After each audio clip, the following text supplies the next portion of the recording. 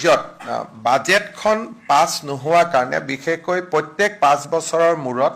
আমি vote on accounts কৰোঁ ফেব্ৰুৱাৰী মাহত আৰু 3 মাহলৈকে খৰচ কৰাৰ আমি অনুমতি পাওঁ আৰু তাকো মূলতঃ দৰমহাৰ ক্ষেত্ৰত তাৰ কাৰণে আমাৰ ৰাজ্যৰ বহুকেইখন উন্নয়নমূলক আঁচনি এইকেইটা দিন আমাৰ বন্ধ হৈ আছে বা যিমান বাজেটত টকা আছিলে সিমানেদি মাত্ৰ কৰি থকা হৈছে তাৰ পৰিপ্ৰেক্ষিতত আমি 6 জুলাইত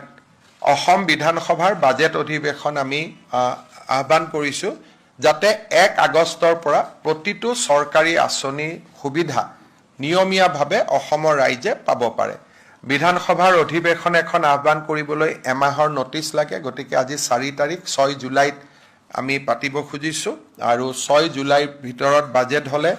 28-29 জুলাইত পাছ হৈ যাব 1 আগষ্টৰ পৰা সকলো চৰকাৰী আঁচনিৰ সুবিধা আগৰ দৰে অসমৰ ৰাইজে লাভ কৰিব পাৰিব এই অসুবিধাৰ কাৰণে যেহেতু বিভিন্ন বাতৰি কাকতত বেলেগ বেলেগ কৰি কথা ওলাই আছে আঁচনি বন্ধ কৰি দিলে অমুক কৰি দিলে মই সাংবাদিকসকলক অনুৰোধ কৰিম যে অকণমান ভেৰিফাই নকৰাকৈ এই ধৰণৰ নিউজ আমি দিয়াৰ প্ৰয়োজন নাই কাৰণ 1 আগষ্টৰ পৰা প্ৰতিখন আঁচনিৰ সুবিধাই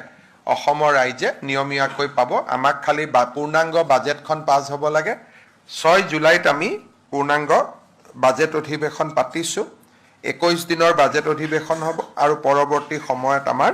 1 আগষ্টৰ পৰা প্ৰতিখন চৰকাৰী আঁচনিয়ে আমি নিয়মীয়াকৈ পৰিচালনা কৰিবৰ বাবে সুবিধা পাম